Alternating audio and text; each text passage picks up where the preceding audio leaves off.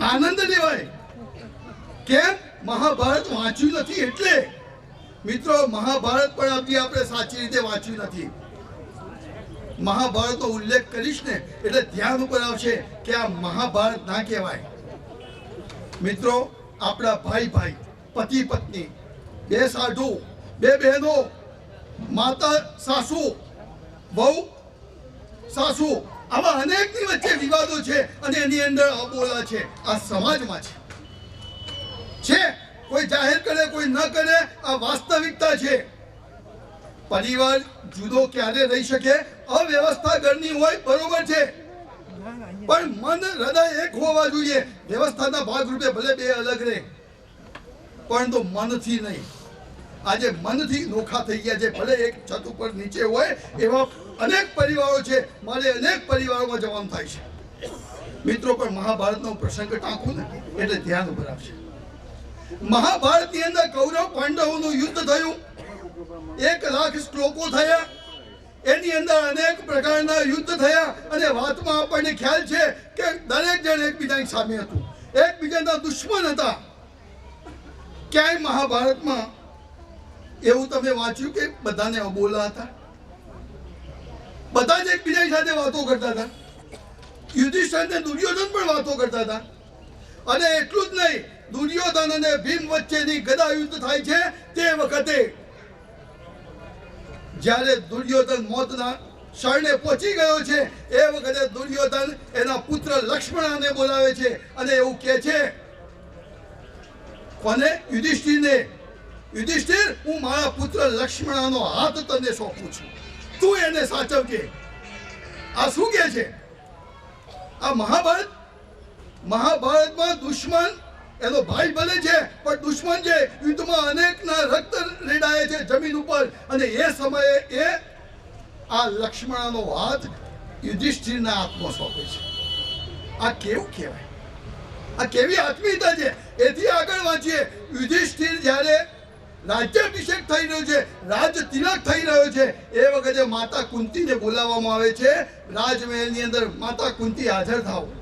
યુધિષ્ઠિરનો રાજ તિલક થઈ રહ્યો છે ત્યારે માતા કુંતી એવું કહે છે, ભાઈ, રાજ તિલકનો કાર્યક્રમ આગળ વધારો. હું મારા જેઠ અને જેઠાણી ધૃતરાષ્ટ્ર અને ગાંધારીની સેવામાં વ્યસ્ત છું. અને જેના દીકરા માટે મારી નાખવા માટે અનેક કાર્યક્રમો કર્યા, મહેલ સળગાવી મૂક્યા, એમના મહેલમાંથી તગડી મૂક્યા. એની માં જેઠાણીની સેવામાં છે. આ મહાભારતની અંદર પણ અબોલા થયા નથી. સેવા ભાવ જળવાઈ રહ્યો છે. પણ મને એવું લાગે છે કે આ બધાનું કારણ આ મહાભારતમાં એક કૃષ્ણ હતા. આપણા સમાજમાં કૃષ્ણની આવશ્યકતા છે. આગળ બેઠેલા જે કૃષ્ણો આવું ધ્યાન ઉપર આવે તો કૃષ્ણએ દૂત બનીને પણ જવું પડે, પોતાની પદ પ્રતિષ્ઠા મૂકીને જવું પડે. હવે હું આવડો મોટો થઈ ગયો, મારાથી એમની વચ્ચે કેવી રીતે જવાય? કઈ જવાની જરૂર નથી. ભાઈ, પદ પ્રતિષ્ઠા મૂકો તો કૃષ્ણ બની શકીશું અને તો જ આપણે આગળ કામ કરીશું.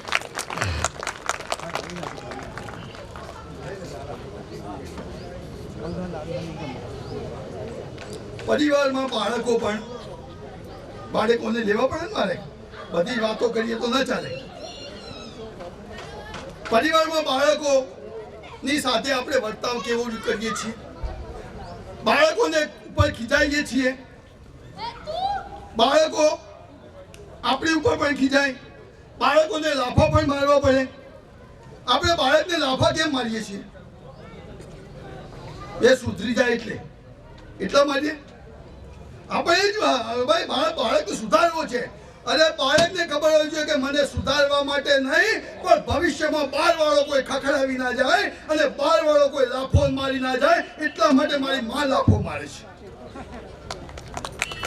ભવિષ્યમાં કોઈ લાફો મારી ના જાય, આ એંગલથી આપણે જોઈશું અને પોતાના બાળકને અહેસાસ કરાવીશું કે અમે તારા માટે છીએ. અને તો જ આ શક્ય છે, બાકી શક્ય નથી.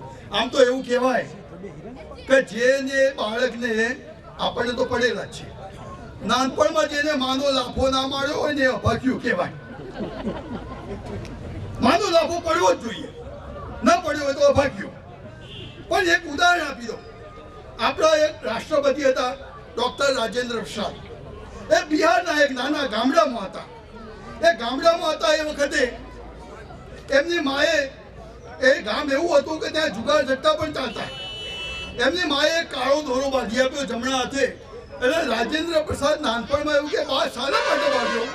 તો બાએ એવું કહ્યું, દીકરા આ બાંધીએ ને એટલે ગાળો ના બોલાય અને સારા માણસની સ્વાગત આપણે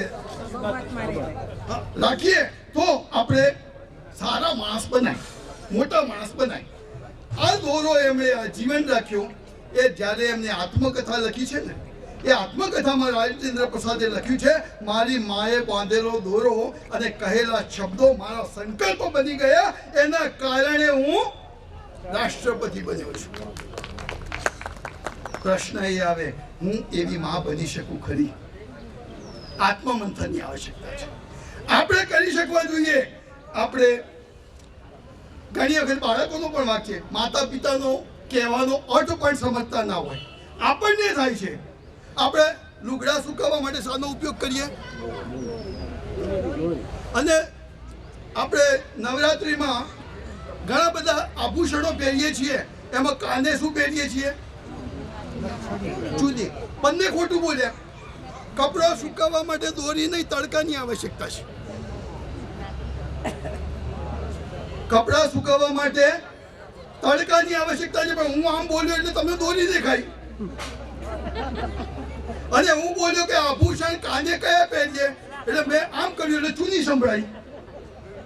આ બે વસ્તુ જુદી પડી ગઈ. કારણ કે તમારી એકાગ્રતામાં કંઈક ખામી છે. મારા બાળકને કેવી રીતે વર્તન કરવું એની ચિંતા કરવાની આવશ્યકતા. આપણી દ્રષ્ટિ ક્યાં છે? એક વખતે હું વિજાપુરથી સપ્તેશ્વર બાજુ સિંગલ રોડ ઉપર થઈને જતો હતો. ત્યાં ધરું વેચાય. ધરું એટલે ખબર છે ને? સોપા. ચલો, હા. હવે મારી જોડે એક શહેરના વ્યક્તિ ઉપસ્થિત હતા. એ શહેરમાં રહેતા હતા, મારી જોડે હતા. મને કે ખુલ્લે આમ દારૂ વેચાય છે. એમને ધ નહીં વંચાયું, દા વંચાયું. કારણ કે જેવી જેની દ્રષ્ટિ. પણ ખેડૂત હોત તો એને દારૂ હોત તો એ ધરું દેખાત. તો આપણે કેવી દ્રષ્ટિથી, આપણે કેવી રીતે વર્તન કરીએ છીએ, કેવી વાણીનો ઉપયોગ કરીએ છીએ, એ ખૂબ ચિંતાનો વિષય છે. આપણે યુવાનોએ એક વાર્તાથી હું તમને કહી દઉં. એક વખત ગાય છે એ જંગલમાં ચરવા ગઈ. જંગલમાં ચરવા ગઈ અને ચડતા ચડતા વાઘ એને જોઈ ગયો. ગાયની પાછળ વાઘ દોડે છે. બહુ દોડી ગાય. દોડતા દોડતા કાદેવમાં ઘૂસી ગઈ. કાદેવમાં ઘૂસી ગયા પછી એની પાછળ વાઘ પણ દોડ્યો. પણ વાઘ પણ દોડતા દોડતા કાદેવમાં ઘૂસી ગયો. અંતર હતું, એમાંથી નીકળ્યા એ સ્થિતિ નહોતી. અને ગાયે પાછળ વળીને જોયું, વાઘ તું પણ ફસાયો છે. એટલે કે હું તને મારી નાખીશ, તું મને મારી નહીં શકે. કે કેવી રીતે બને? હું ચોક્કસ છું, તું મરીશ પણ હું નહીં મરું. ગાયને વિશ્વાસ હતો. સાંજ પડી, ગાયનો માલિક આવે છે અને એ જુએ છે કે ગાય ફસાઈ છે. એણે રાશ મંગાવી, 2-4 માણસો આવ્યા અને રાશથી પકડી અને 2-4 માણસો થઈ અને ગાયને કાદવમાંથી બહાર કાઢી. કાદવમાંથી બહાર કાઢી અને ગાયે વાઘ સામું જોયું. ગાય, વાઘ, હું કહેતી હતી ને કે હું નહીં ફસાવું, હું બચીશ. કારણ મને કાઢવા વાળા છે, મને બચાવવા વાળા છે. તને બચાવવા વાળું કોઈ નથી. મિત્રો, આ ગાય એટલે યુવાન. આ ગાય એટલે યુવાન. આ યુવાનને બચાવવા વાળા એના મા બાપ છે, એના રિલેશન વાળા છે, એના શિક્ષકો છે. એને જે કંઈ કહે છે એ દોરીનો ઉપયોગ કરે, લાકડીનો ઉપયોગ કરે કે જે કરે તે એને વ્યસનમાંથી બહાર કાઢશે, એને કઈ ગંભીર કટોકટીમાંથી બહાર કાઢશે. યુવાનને આવશ્યકતાની જરૂર છે કે મને જે કોઈ કહેવામાં આવે છે એ મને કાદવ અને ગંદકીમાંથી બહાર કાઢવા માટે આ બધા કહે છે. એ યુવાનને પ્રતીતિ થવી જોઈએ. આ ગાયની વાર્તા આપણને પરોક્ષ રીતે ઉદાહરણ આપી જાય છે.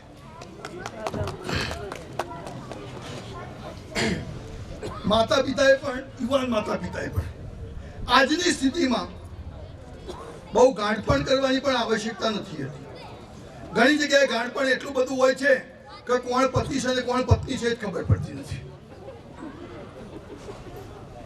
પરિવાર ભાવમાં પણ એવો પ્રશ્ન પેદા થાય છે. પડોશીનું બાળક રડે તો માથું દુખી જાય અને પોતાનું બાળક રડે તો દિલમાં થાય, પણ અવળું બીજું પણ થાય.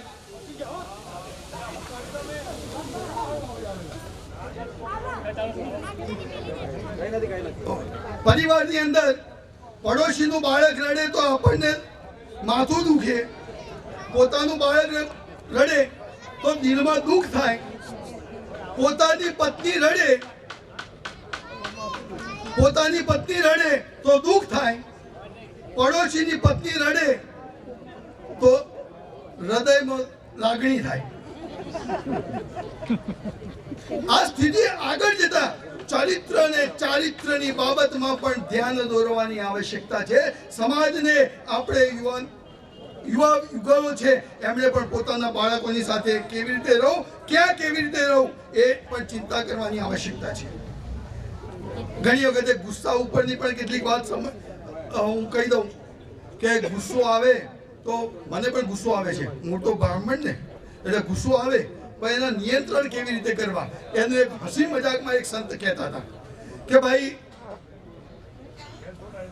નોકરી કરવા માટે ગયા, ભાઈ નોકરી કરીને આવ્યા એટલે આખો દિવસ પત્ની ઘેર હોય એટલે ભાઈ કે આખો દિવસ હું છોકરાઓ સાચું છું, 2 છોકરાઓ છે, 2 ધમાલ કરે છે, આખો દિવસ મારું માથું, મને ઊંઘવા નથી દેતા, અનેક પ્રકારની ફરિયાદો સાંજે આવે.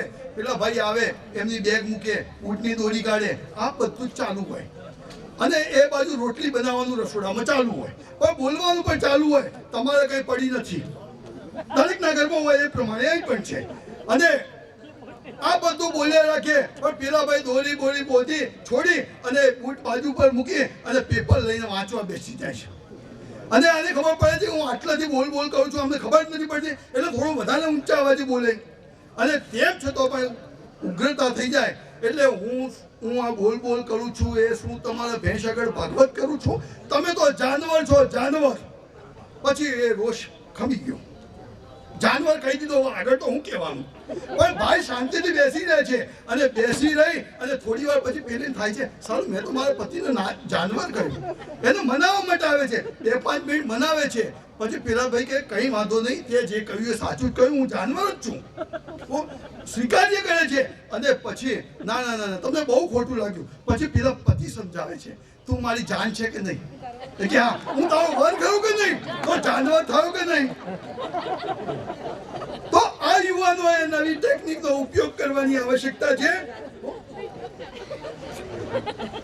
હવે મારે સાસુ અને વહુની થોડી વાત કરી દેવી છે. એક સાસુ આપણા પ્રવાસમાં બધા ગયા હતા, એનો પ્રસંગ નથી હું પાછો. એક ભાઈ ગયા પ્રવાસમાં એમને પૂછ્યું, ભાઈ પ્રેમ પ્રકાશે પૂછ્યું કે ભાઈ તમે એકલા કેમ આવ્યા ઘેર, બેનને કેમ નહીં લાવ્યા? એટલે કે આ એમની વહુઓના કારણે. અને વહુઓના કારણે કેમ નહીં લાવ્યા? કે વહુઓ છે ને એમણે અમને રિમોટ પકડાઈ દીધું. એટલે આ વહુઓ આવી છે બંને, એમણે આ સાસુને રિમોટ આપી અને સોફો પકડાઈ દીધો. આ 1.5 વર્ષથી સોફો પકડાયો છે, હવે ઊભા થઈને ચાલી શકતા નથી. એટલા કેટલાક સુખ છે પણ એ પણ દુઃખદાયક છે. અને દુઃખદાયક છે એમાં બંને પક્ષે ચિંતા કરવાની કે જલ્દી આપણે વિતાડવા માંગીએ છીએ તો સાસુએ વહુએ પ્રયોગ બંધ કરવા અને સાસુએ ચેતવણી કે આ પ્રમાણે નહીં કરવું. હમણાં જ આપણે યોગેન્દ્રભાઈએ પણ એક શબ્દ કહ્યો હતો, ઈચ્છા શક્તિ, વિદ્યાશક્તિ અને કાર્યશક્તિની વાત કરી હતી. મિત્રો આપણે બેઠા છીએ, આપણામાં પણ થોડું આ જ બાબતમાં થોડી વાત થઈ જાય. હું બોલાવીશ, પહેલા ઓમ શક્તિ બોલાવીશ, પછી આપણી ઈચ્છા શક્તિ, વિદ્યાશક્તિ અને કાર્યશક્તિ તાલીમ પાડવાની છે. બહુ કંઈ કરવાનું નથી, મનમાં એ ભાવ રાખવાનો છે કે મારી ઈચ્છા છે, મારી વિદ્યાશક્તિ છે અને હું કાર્ય કરી શકું એવું ભગવાન મને શક્તિ આપે. ઓમ શક્તિ એ હું 3 વખત બોલીશ. ઓમ શક્તિ ઓમ શક્તિ ઓમ શક્તિ ઓમ. ઓમ શક્તિ ઓમ શક્તિ ઓમ શક્તિ ઓમ. ઓમ શક્તિ ઓમ શક્તિ ઓમ શક્તિ ઓમ. ઓમ શક્તિ ઓમ શક્તિ ઓમ શક્તિ ઓમ. ઓમ શક્તિ ઓમ શક્તિ ઓમ શક્તિ ઓમ. ઓમ શક્તિ ઓમ શક્તિ ઓમ શક્તિ ઓમ. ઈચ્છા શક્તિ વિદ્યા શક્તિ કાર્ય શક્તિ ઓમ. ઈચ્છા શક્તિ કાર્ય શક્તિ કાર્ય શક્તિ ઓમ. ઈચ્છા શક્તિ વિદ્યા શક્તિ કાર્ય શક્તિ ઓમ. ઈચ્છા શક્તિ વિદ્યા શક્તિ કાર્ય શક્તિ ઓમ. ઓમ શક્તિ ઓમ શક્તિ ઓમ શક્તિ ઓમ. ઓમ શક્તિ ઓમ શક્તિ ઓમ શક્તિ ઓમ. ઓમ શક્તિ ઓમ શક્તિ ઓમ શક્તિ ઓમ. ઓમ શક્તિ ઓમ શક્તિ ઓમ શક્તિ ઓમ. ઓમ શક્તિ ઓમ શક્તિ ઓમ શક્તિ ઓમ. ઓમ શક્તિ ઓમ શક્તિ ઓમ શક્તિ ઓમ. ઓમ શક્તિ ઓમ શક્તિ ઓમ શક્તિ ઓમ. ઓમ શક્તિ ઓમ શક્તિ ઓમ શક્તિ ઓમ. ઓમ શક્તિ ઓમ શક્તિ ઓમ શક્તિ ઓમ. ઓમ શક્તિ ઓમ શક્તિ ઓમ શક્તિ ઓમ. આભાર. આપના દયા છે. આ બધા જ વડીલોના ચરણોમાં વંદન કરી અને મારી વાત પૂરી કરું છું. આભાર. પરેશભાઈએ પેલો વાઘ અને ગાયનું ઉદાહરણ આપ્યું. આ બ્રાહ્મણો, આપણે રાયગઢના બ્રાહ્મણો, અને આ રાયગઢ એ આપણી માતૃભૂમિ, જન્મભૂમિ, એના આપણે સંતાન. ગાયને તો એના માલિકોએ બચાવી. એમણે કહ્યું કે ગાય એટલે યુવાનો અને એના માલિક એટલે આપણા વડવાઓ, યુવાનોના વડવાઓ. આ ગામ એની દશા કાદેમાં ફસાયેલા ગાય જેવી છે. આ રાયગઢ ગામ એ આજે અનેક બદીઓની અંદર ફસાયેલું છે. તમને બધાને કદાચ ખબર ન હોય તો મારે કહેવું છે કે આ ગામની અંદર ભયંકરમાં ભયંકર ચાલતી હોય તો દારૂની બદી છે. જે બ્રાહ્મણોના વાસમાં થઈને કોઈને જવું હોય તો વિચાર કરવો પડે. એ બ્રાહ્મણોની વસ્તીની વચ્ચે થઈને સવારમાં તમને દારૂડિયા લથડિયા ખાતા ખાતા દારૂ પીવા જતા ને પીને આવતા જોવા મળશે. પણ આપણે કોઈ રોકટોક કરી શકતા નથી. આ ગામની અંદર કેટલાક વિસ્તારોની અંદર વેશ્યાલયો ચાલે છે. આવું બહુ સભાનપણે કહું છું, હવામાં વાત નથી. બ્રાહ્મણોને આપણે એવું માનીએ છીએ, ગર્વ કરીએ છીએ કે આ મારું ગામ કાશી હોવું જોઈએ. પણ આ ગામની અંદર આજે આવી બધી છે. અનેક પ્રકારના લોકો પોતાની ઓળખ આપ્યા સિવાય આ ગામની અંદર ગમે ત્યાં વસવાટ કરે છે. એ ક્યારે વિસ્ફોટક બનશે એ કહી શકાય એમ નથી.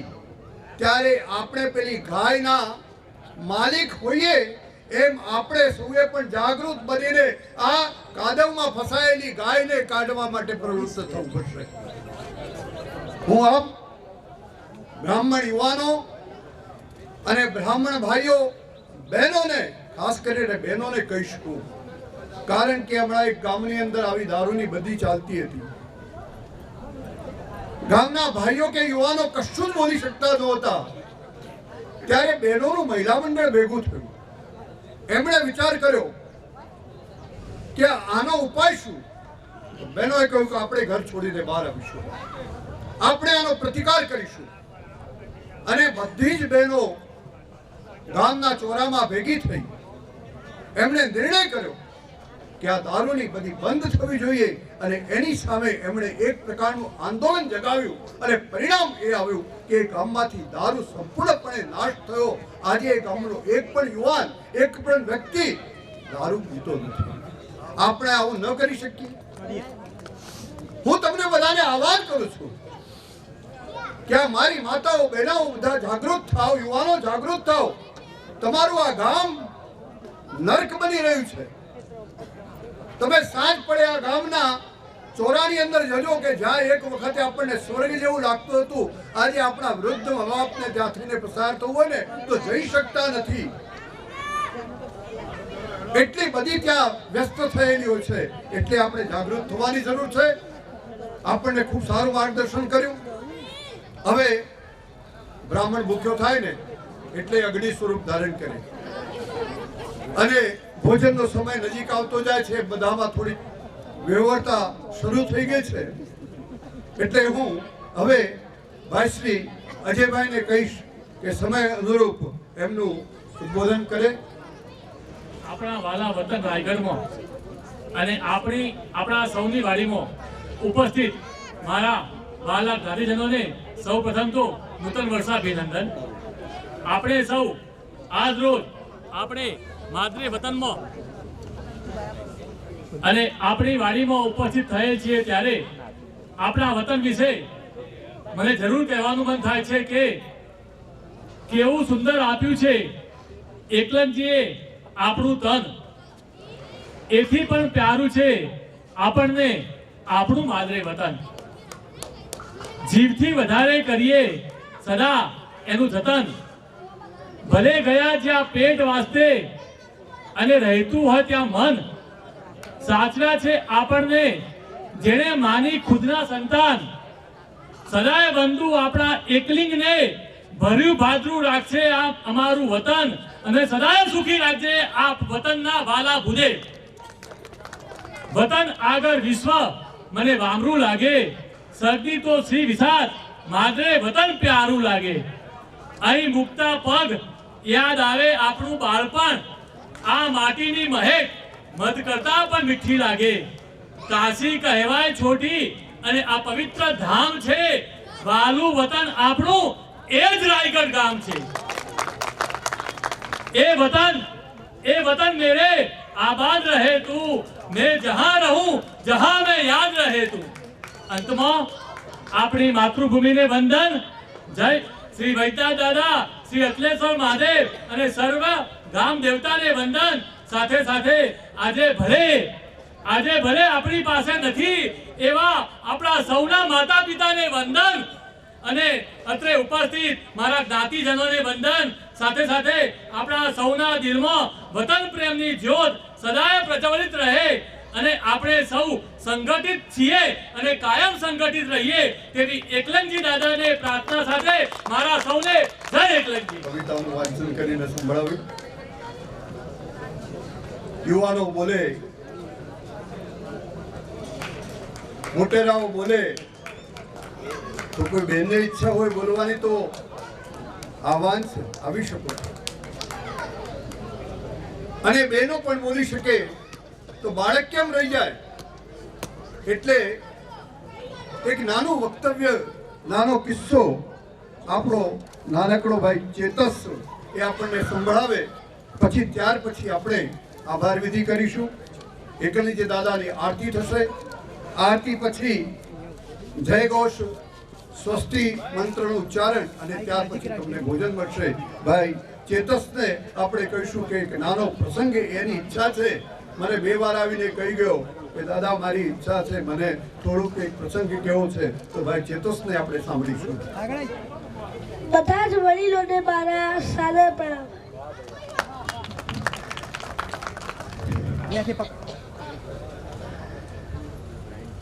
આજે હું એવા એક મહાભારતના યોદ્ધાની વાત કરીશ જે લડ્યો નથી છતાં એ અમર થઈ ગયો છે.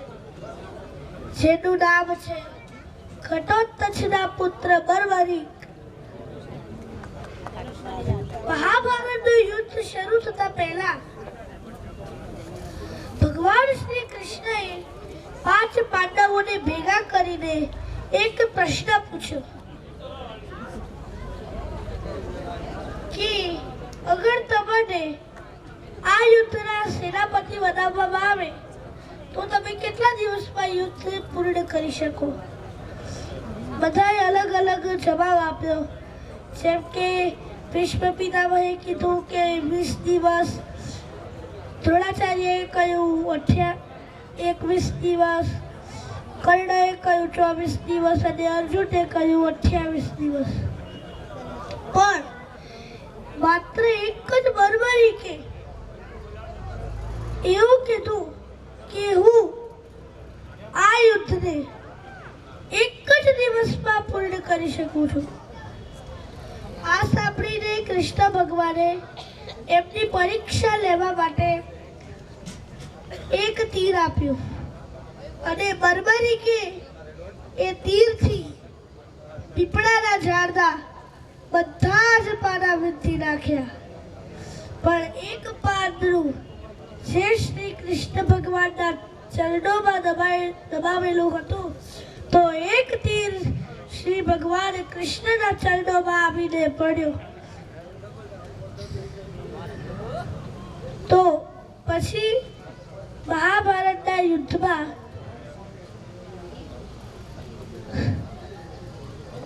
ભગવાન શ્રી કૃષ્ણએ બર્બરીકનું મસ્તક માગી લીધું હતું, કારણ કે બર્બરીકની માતાએ એવું શીખવ્યું હતું કે યુદ્ધમાં જે નબળું પક્ષ હોય એના પક્ષમાં જવું. તો આ સાંભળીને કૃષ્ણ ભગવાન હેરાન થઈ ગયા. વિચારતા હતા કે અગર આવો યોદ્ધા અગર કૌરવોના પક્ષમાં જશે તો પાંડવોનું હારવાનું નિશ્ચિત છે. તો એના માટે શ્રી કૃષ્ણ ભગવાને બર્બરીકનું મસ્તક માગી લીધું.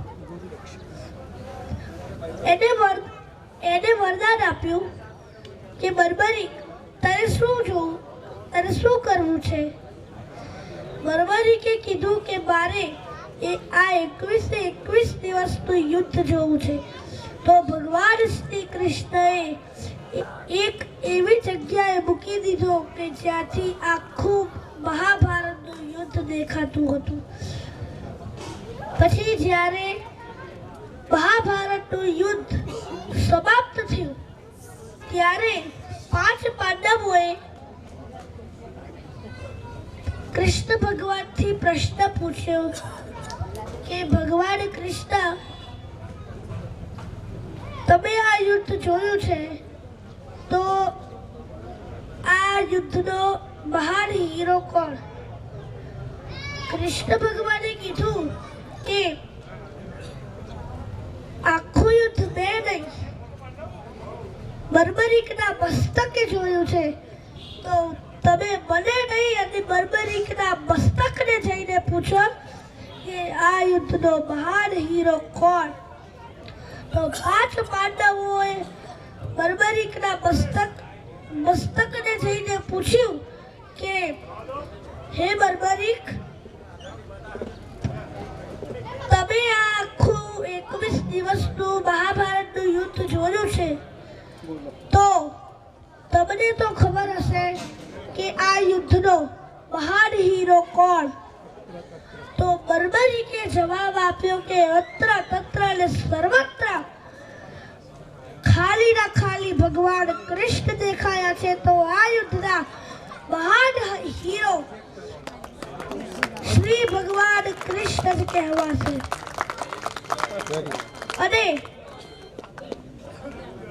અને છે ને ભગવાન શ્રી કૃષ્ણએ બર્બરીકને એક નામ આપ્યું, શ્યામ. તો જ્યારથી આ નામ આપ્યું છે ત્યારથી જ આપણે બધા બર્બરીકને ખાટુ શ્યામ તરીકે ઓળખીએ છીએ. અને ખાટુ શ્યામનું મંદિર રાજસ્થાનના જયપુર પાસે ઉપસ્થિત છે. અને આપણે રાજસ્થાનમાં કહેવાય છે ખાટુ શ્યામ, પણ આપણા ગુજરાતમાં કહેવાય છે જય બળિયાને. એ આપણે જોઈ શકીએ છીએ. મારી માતા બહેનોમાં પણ આવી શક્તિ છે જ, પણ એ કોઈ ઊભા નથી થતા. મને વિશ્વાસ છે આમાં ઘણી બહેનો એવી હશે કે જે સમાજને માર્ગદર્શન કરતી હશે, પણ એમની ઈચ્છા નહીં હોય. અને જો કોઈની ઈચ્છા હોય તો પ્રસંગ અનુરૂપ ટૂંકાણમાં પોતાનું થોડું વક્તવ્ય આપે તો આ કાર્યક્રમને 4 ચાંદ લાગી જાય. ઉષાબેન જોશી અમારા દીકરી છે અને ઉપેન્દ્રભાઈના ધર્મપત્ની છે. એ આપણને ઉદ્બોધન કરશે. પ્રસંગ અનુરૂપ ટૂંકાણમાં ઉષાબેન. વડીલો અને જય એકલિંગજી, મારા વડીલો, ભાઈઓ બહેનો બધાને મારા જય એકલિંગજી, જય કાત્યાયનીમાં.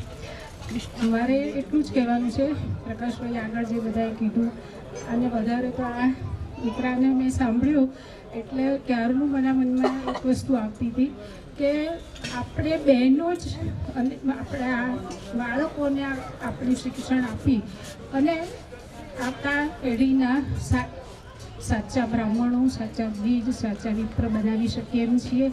અને એનું એક જ ઉદાહરણ મારે ખાલી આપવાનું છે. આપણી દાદી એ કોઈ ભણેલા નહોતા, પણ તેમ છતાં પણ એ લોકો હાલરડા ગાતા હતા. પરંપરાથી ચાલી આવતા જાગને જાગવાને એ બધા જે હાલરડા આપણને ગાઈ સંભળાવતા હતા એ લોકો ભણવા નહોતા ગયા, પરંપરાથી સાંભળીને શીખેલા હતા. આપણે તો ભણેલા ગણેલા છીએ. તો હવે પછીની આપણી પેઢીને આપણે આ સંસ્કાર વારસો આપવાનો છે અને એમાં બહેનો, માતાઓ જ વધારે અગત્યનો ભાગ ભજી શકશે. અને તો જ આપણે આપણા બાળકોને, જેમ આ દીકરો આજે બોલ્યો, મારી દીકરીનો દીકરો એને સ્કૂલમાં એના શિક્ષકે બધા બાળકોને કીધું, 6ઠ્ઠા ધોરણમાં છે, સંસ્કૃત આવ્યું કે જેને જે શ્લોક આવડે છે કોઈને તો બોલો. બધા છોકરાઓ નાના જે આવડતું તે એકાદ શ્લોક બોલ્યા. એ દીકરો મારો 12મા અધ્યાયનો એક શ્લોક બોલ્યો એટલે એના સરને રસ પડ્યો એટલે એમણે એમ કીધું કે બેટા આગળ આવડે છે? એટલે કે હા, મને આખો અધ્યાય આવડે છે. અને આખો અધ્યાય બોલી ગયો. CBSE ઇંગ્લિશ મીડિયમ સ્કૂલમાં જ ભણી રહ્યો છે, પણ આ બધું અમે ઘરે એને શીખવાડીએ છીએ. એટલે આપણે માર્ગદર્શન આપવાનું છે એ આપણા બાળકોને. અને એ જ મારે ખાસ બહેનોને અને ભાઈઓ તો બરાબર છે, મારા હસબન્ડ પણ એને દીકરાને પુરુષ સૂક્તને બધું શીખવાડી રહ્યા છીએ. જરૂરી નથી અત્યારના ટ્રેન્ડ પ્રમાણે ઇંગ્લિશ મીડિયમમાં ભણીએ કે શેમાં ભણો એમાં, પણ આપણી સંસ્કૃતિને જાળવવાનો વારસો એ આપણા બાળકો, એમના બાળકોને આપણે જ આપવાનો છે. એ આપણી માતાઓની ને બહેનોની ખાસ ફરજમાં આવે છે. અસ્તુ. જય એકલિંગજી. તૈયાર ચાલે છે મતદાન નોંધણી. તમારે ત્યાં મતદાતાની નોંધણી માટે BLO અધિકારી આવશે, તમને પૂછશે કે કઈ ભાષા જાણો છો, તો તમે કઈ ભાષા કહેશો? તમે બધા કઈ ભાષા કહેશો? સંસ્કૃત ભાષા મને આવડે છે. તમને બધાને આવડે છે ને? સંસ્કૃતનો એક શ્લોક પણ આવડતો હોય ને તો આપણને સંસ્કૃત ભાષા આવડે છે. એટલે આપણે બધા લખાઈશું કે મારી ભાષા સંસ્કૃત મારી માતૃભાષા છે. અને તમે કઈ જ્ઞાતિના છો તો આપણે કયા, તો આપણે લખવાનું કે હું બ્રાહ્મણ છું. બ્રાહ્મણ જ. કેવા બ્રાહ્મણ છો એ કાંઈ જરૂર નથી બતાવવાની, પણ હું બ્રાહ્મણ છું. કારણ કે આપણી બ્રાહ્મણોની વસ્તી કેટલી છે એની નોંધ થશે, કેટલી સંખ્યામાં છો એ જાણ થશે સરકારને, ત્યારે તમને ક્યાંક સ્થાન મળશે. અને એટલા માટે તમારે બધાએ આ રીતે જાગૃતતા બતાવી. બેનશ્રી આપણને સમય અનુસાર, કેમ કે ભૂખ છે ને એ બહુ ખોટી વસ્તુ છે. શું નાના ભૂલકાઓ અને બહેનો, આજે જે સમસ્ત બ્રહ્મ સમાજ રાયગઢનો આજે જે સ્નેહ મિલન કાર્યક્રમ યોજાયો, ખૂબ આનંદ થયો. હું તો આ ગામની વહુ છું, પણ હંમેશા દરેક કાર્યક્રમની સાક્ષી છું. અજયભાઈ, સનતભાઈ, મહેશભાઈ અને ગામના યુવાનો કે જે 15 દિવસમાં જ નક્કી કર્યું કે આપણા ગામમાં પણ સ્નેહ મિલન હોય અને સમાજનો સરસ મજાનો અહીંયા જગ્યા છે અને એ જગ્યામાં આપણે યોજાય, તો ખરેખર હું એમ કહું કે આ બધા આગેવાનોને અભિનંદનને પાત્ર છે. અને જે બધાએ અહીંયા અગ્નિહોત્રી સાહેબને પણ સાંભળ્યા, પતંજલિબેને પણ સાંભળ્યા અને મહેશભાઈએ જે અહીંયા નેતૃત્વ કર્યું, ખરેખર એ ધન્યવાદના પાત્ર છે. અને ખૂબ ખૂબ બહેનોનો આભાર કે મોટી સંખ્યામાં હાજર થયા. અને આવતી સાલ આ જગ્યા પણ નાની પડે એવું આપણું પીઠ પણ થાય અને બધા એક નક્કી છે ને, એ 2-3 જણા આખો પરિવાર સાથે બધા અહીં આવશે તો આપણું બ્રહ્મત્વ જાગૃત થશે. બ્રહ્મત્વને જાગૃત કરવા માટે ઘણા બધા સરસ વ્યાખ્યાનો આપ્યા છે. એટલે મારું તો ગુરોસ્તુ મૌનમ વ્યાખ્યાનમ શિષ્યસ્તુ છિન્ન સંશયા બધા બોલ્યા છે. એટલે હું આજે મારું મૌન રાખી અને આ વાતને પૂર્ણાહુતિ આપું છું. બધા જ આગેવાનોનો ખૂબ ખૂબ આભાર. ખૂબ સરસ આયોજન કર્યું છે અને એ જોઈને મને 2 મિનિટ બોલવાનું મન થયું એટલે ઊભી થઈ છું. આભાર સૌનો. જેનું બોલે બધા પોતાના વિચારો વ્યક્ત કરે તો સમાજની ઘડતરની પ્રક્રિયાને મજબૂતી તરફ લઈ જવાય. આપણે વર્ષો વર્ષ આ રીતે મળતા રહીએ અને આપણા સંગઠનને મજબૂત બનાવતા જઈએ એ ભાવના સાથે હવે હું ભાઈ શ્રી સનતભાઈને વિનંતી કરીશ કે આભાર વિધિ કરે. ત્યાર પછી જય ઘોષ આપણા એકલંજીની આરતી થશે, જય ઘોષ થશે, સ્વસ્તિ વાંચન થશે અને પછી ભોજન હશે. પણ ભોજનમાં બધાને પૂરતું ભોજન પ્રાપ્ત થશે, પણ મહેરબાની કરીને જોઈએ એટલું લેજો અને બગાડ ન થાય એનું ધ્યાન રાખજો. કારણ કે આ સંસારમાં અનેક એવા લોકો છે કે જેના માટે એક દાણો પણ મુશ્કેલ હોય છે પામવો. ત્યારે પરમાત્માએ આપણને તો થાળી ભરીને ભોજન આપ્યું છે, તેમાં કંઈ બગાડ ન થાય એનું ધ્યાન રાખીશું. ભાઈ શ્રી સનતભાઈ આભાર વિધિ કરશે. એવું કહેવામાં આવ્યું કે સનતભાઈ આભાર તમારે માનવાનો, એટલે આભાર તમારો આપી દીધું. આનંદ થયો મને. પરંતુ આભાર વિધિ ચાલુ કરું એ પેલા અહીંયા ઉપસ્થિત થયેલા મહાનુભાવોમાંથી મને 4-5 જણાએ એક સજેશન આપ્યું કે સનતભાઈ સુંદર કાર્યક્રમ થઈ રહ્યો છે, પણ એક રિક્વેસ્ટ છે કે બધું પૂરું થઈ જાય પહેલા આપણે વાડીનું કંઈક કરવાનું છે. એટલે આટલા સુંદર પ્રવચનો સાંભળીને બધા ઘરે જશે અને ભૂલી જશે, પરંતુ આપણો મેઇન ઉદ્દેશ છે એ સાઈડમાં ન રહી જાય અને આપણે આ વાડીને કાર્યરત કરવાની છે. એટલે મેં એ ભાઈના જેને બી મને ફોન આવ્યો, મેં એમને કીધું છે કે આપણે વાડી બનાવવાની જ છે અને આપણે ટૂંક સમયમાં અમે લોકો પાછા મળીશું. એક સુંદર મજાની કમિટી બનાવીશું કે કમિટી એવી બનશે કે જે સમાજ માટે કામ કરે. મારે મોટા ભા નથી બનવું, મારે કોઈ દિવસે બુકે નથી લેવી, મારે શાલ નથી લેવી કે શ્રીફળ પણ નથી લેવું. સમાજનું કામ કરવા માટે, સમાજ માટે નિસ્વાર્થ ભાવે સ્વખર્ચે જે કમિટીમાં આવવા માંગતા હોય એને જ કમિટીમાં લેવાના. આવો મારો અભિપ્રાય છે. તમારા લોકોની જે હોય તો એક સુંદર કમિટી બનાવીશું અને એ કમિટી બનાવ્યા પછી આપણે વાડીનું નિર્માણ માટે ફરીથી એવું લાગશે તો એક મીટિંગ બોલાવીશું. કેમ કે મીટિંગ એટલા માટે બોલાવવાની કે મેં મારી સાથે જે પણ કાર્યકર્તા હોય એમને એક જ વસ્તુ કીધી છે કે જો આપણે રાયગઢ માટે કંઈ કામ કરવું હશે તો સંપૂર્ણ ટ્રાન્સપરન્ટ રહેવું પડશે. અગર તમે ટ્રાન્સપરન્ટ હશો તો તમારી પર કોઈ આંગળી નહીં ચીરે. એટલે હરેક ચીજ, હરેક વસ્તુ આપણે આપણા ભાઈઓને, વડીલોને એમને બતાવીને જ આગળ વધવાની છે.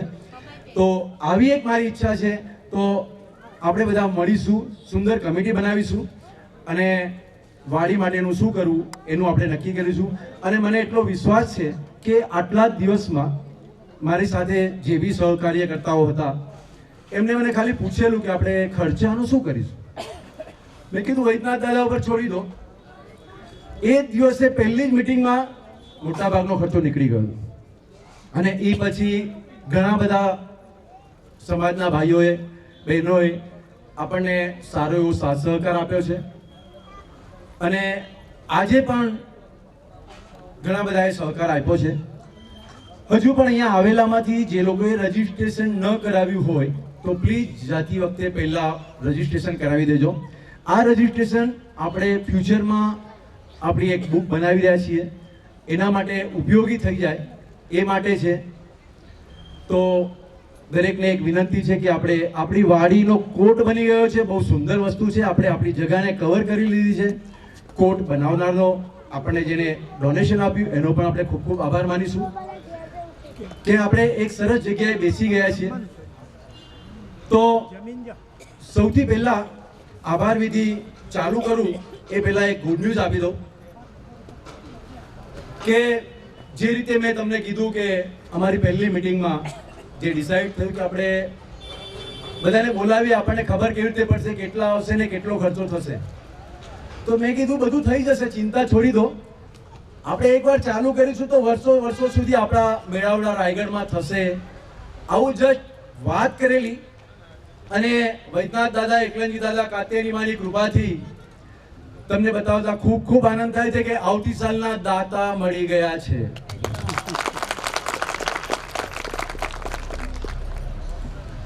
ઉર્મિલાબેન મણિલાલ ભટ્ટ એમના પુત્ર શ્રી ગોપાલભાઈ તરફથી આપણો આવતી સાલનો સમાજનો મેળાવડાનો સંપૂર્ણ ખર્ચ એમને એમના તરફથી આપવાનો. એમને ખૂબ ખૂબ ધન્યવાદ કે કોઈની પાસે કહેવા કે પૂછવાનો વારો નથી આવ્યો, સામેથી આવ્યા અને આ એમને જોયું અને એમની ઈચ્છા પ્રગટ થઈ. અને એમની ઈચ્છા કેમ પ્રગટ થઈ એ હવે તમને બતાવું.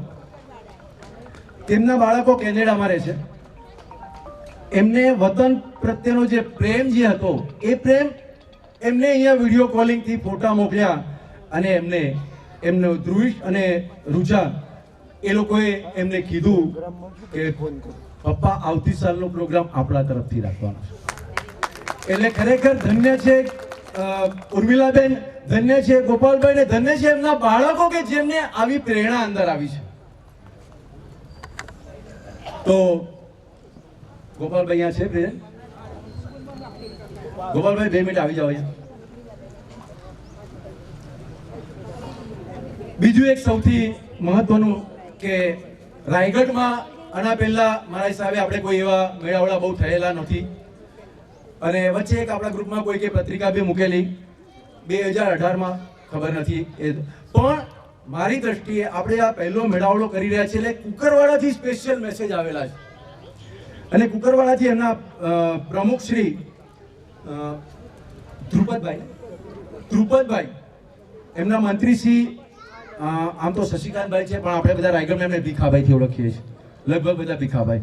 એ લોકોએ આપણને ખૂબ ખૂબ શુભેચ્છાઓ પાઠવી છે. અને અહીંયાથી એમને પણ વિડીયો કોલિંગ કરીને જોયું, આટલી બધા રાયગઢના બ્રાહ્મણો એક જગ્યાએ એકઠા થયા છે, એમને આપણને ખૂબ ખૂબ શુભેચ્છાઓ પાઠવી છે.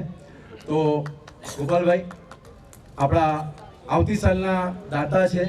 અને ખાલી જમણવાર નહીં, સવારના ચા નાસ્તાથી લઈને જમણવાર સુધીનું, એટલે આપણે 10 વાગ્યા સુધી રાહ નથી જોવાની, સવારે વહેલા અહીંયા આવવાનું છે, ચા નાસ્તો કરવાનો છે, મજા કરવાની છે, પછી આપણે જમવાનું છે. બીજું કે હમણાં એક બાળક અહીંયા બોલીને ગયું, અમે એવું ઈચ્છીએ છીએ કે આવતી સાલ એવા ઘણા બધા બાળકોને આપણે પ્રોત્સાહિત કરીએ.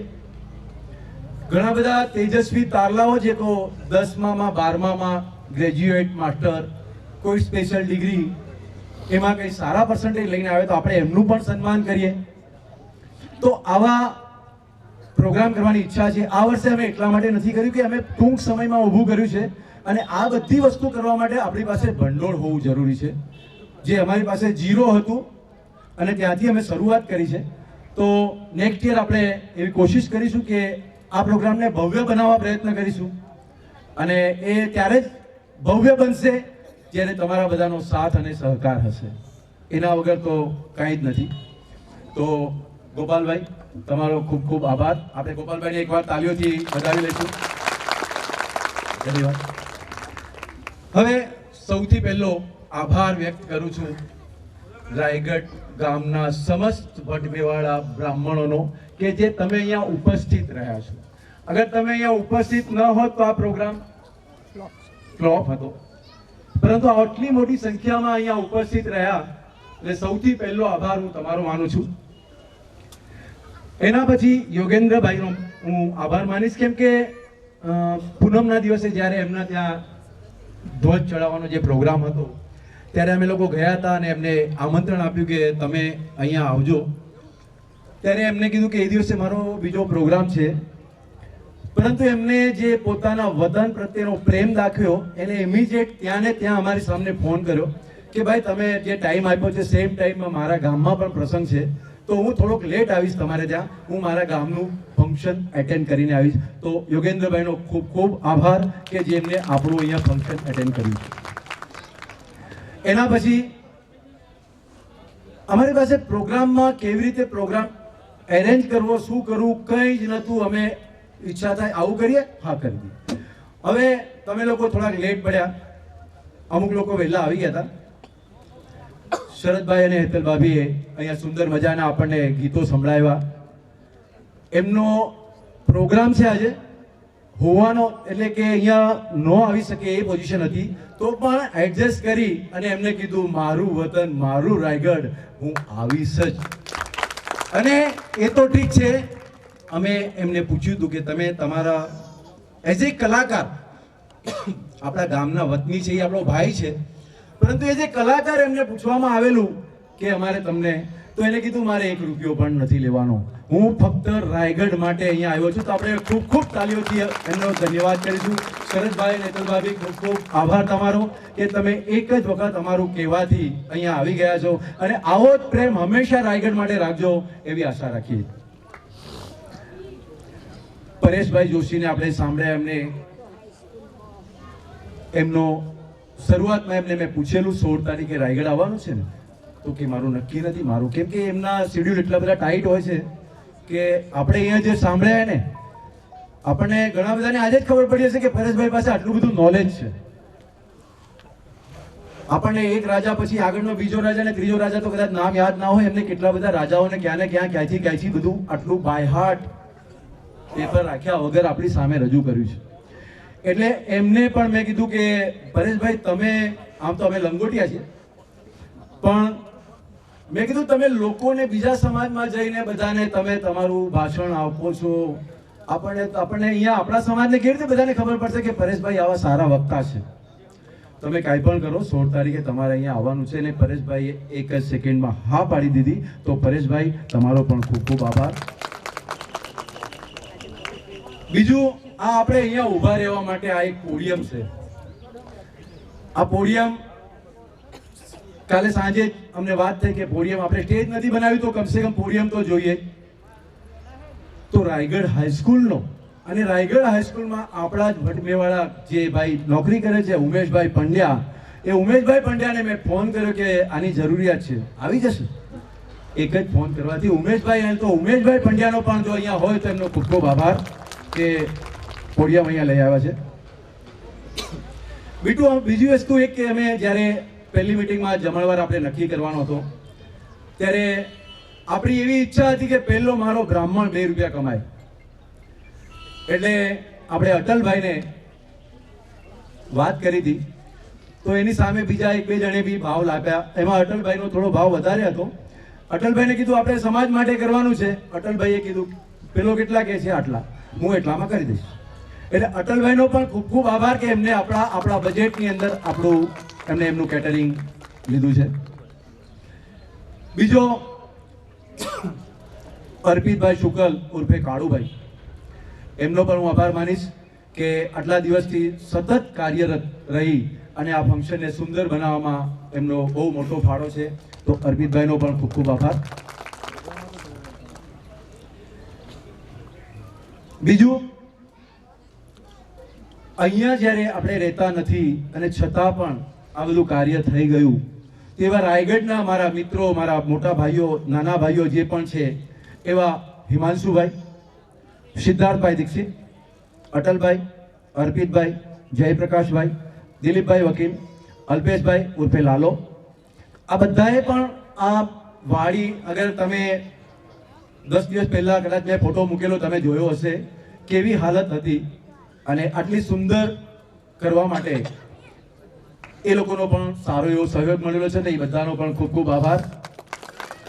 બીજું એક સૌથી મહત્વની વસ્તુ કહી દઉં કે આપણા ઉપાધ્યાય પરિવાર, એટલે કે આપણે વિજયભાઈ સોમાલાલ ઉપાધ્યાય, એમના બધા જ કાકા બાપાના જે પણ ભાઈઓ છે, આ તમે અહીંયા જે બેઠા છો થોડું સરખું લેવલ, એના માટે અહીંયા અમે જે માટી નાખી છે, એ માટી ક્યાંથી લાવી, તો ટ્રેક્ટર વાળો કે કોઈ કે 800 રૂપિયા, 1000 રૂપિયા, એ કે અમારે ત્યાં ભરાઈને આટલા, તો ક્યાંથી લાવો છો, તો કે ઓલા ઉપાધ્યાય ભાઈનું. અમે ઇન્ક્વાયરી કરી તો ખબર પડી કે આ ઉપાધ્યાય પરિવારના ખેતરમાંથી માટી ભરીને લાવે છે. મેં પહેલા વિજયભાઈને ફોન કર્યો, વિજયભાઈ કે અમારું પતી ગયું છે. બીજા ભાઈને ફોન કર્યો, અમારું પતી ગયું. ત્રીજા ભાઈ કે રાયગઢનો ને એ પણ તમે ભટમેવાળા સમાજ માટે મને પૂછો છો, પૂછવાનું જ ના હોય, તમે લઈ આવો જેટલી જોઈએ એટલું. તો એ ઉપાધ્યાય પરિવારનો પણ હું ખૂબ ખૂબ આભાર માનું છું.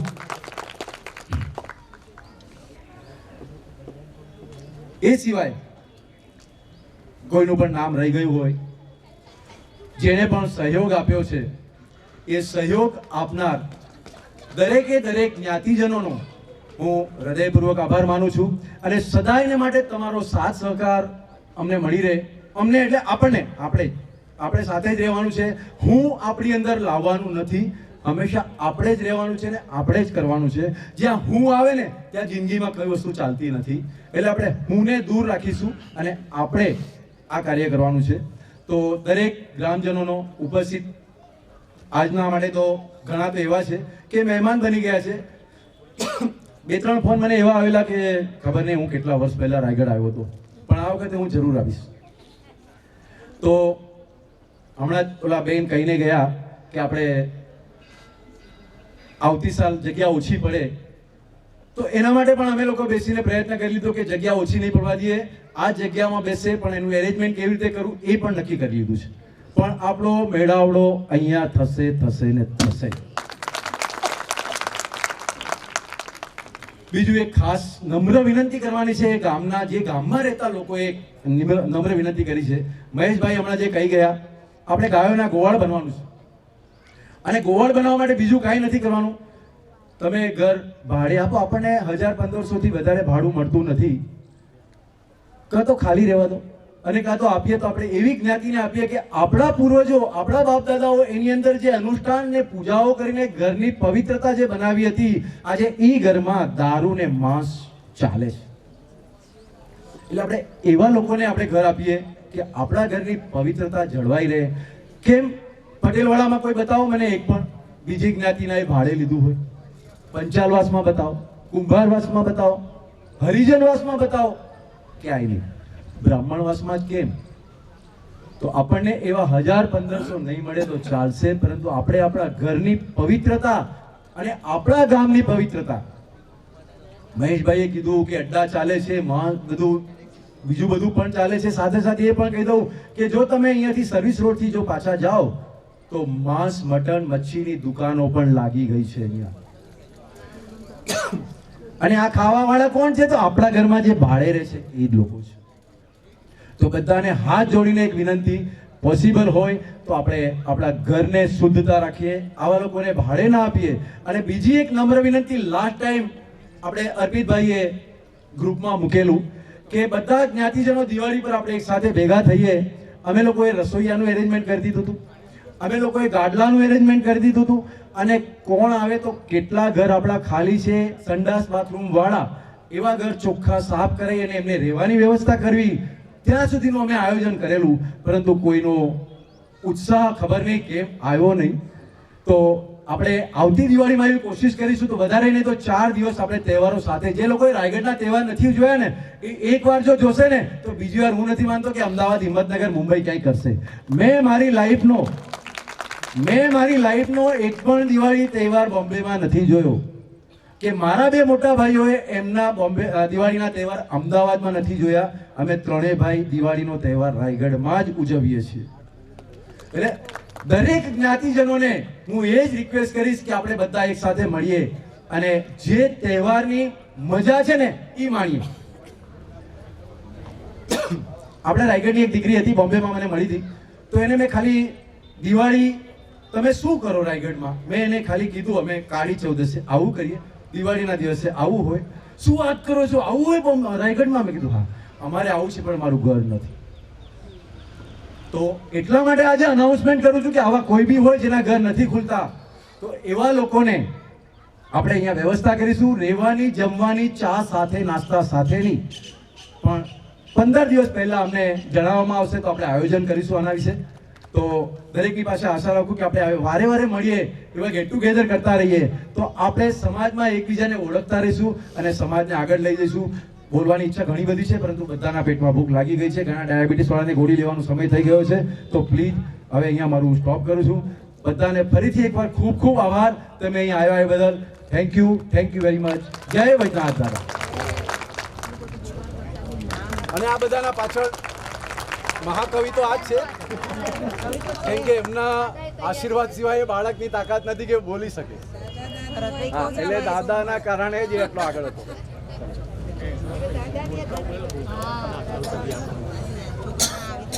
આપણે ભાઈ નાના બાળકો જે લોકો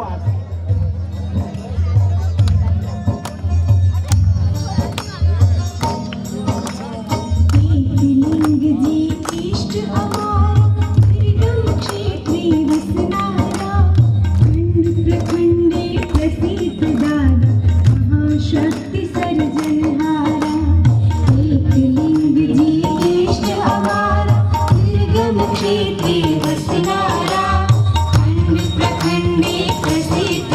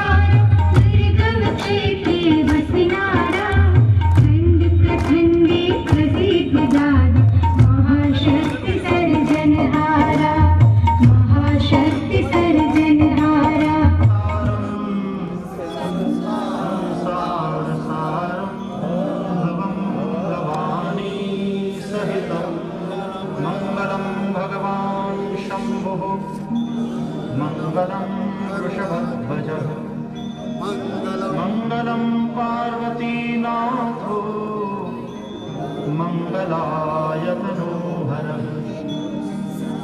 सर्वमङ्गलमाङ्गल्ये शिवे सर्वार्थसाधिके शरण्ये त्र्यम्बके गौरी नारायणि नमोऽस्तुते। न्यायेन मार्गेण मयैर्मयिषा गौ ब्राह्मणेभ्यो शुभमास्तु नित्यं लोकाः समस्ताः सुखिनो भवन्तु सर्वे भवन्तु सुखिनः सर्वे सन्तु निरामया सर्वे भद्राणि पश्यन्तु यशः प्रज्ञा विद्या पुष्टि श्रियं बलं आयुषम आरोग्यं देहि मे हव्यानं ओम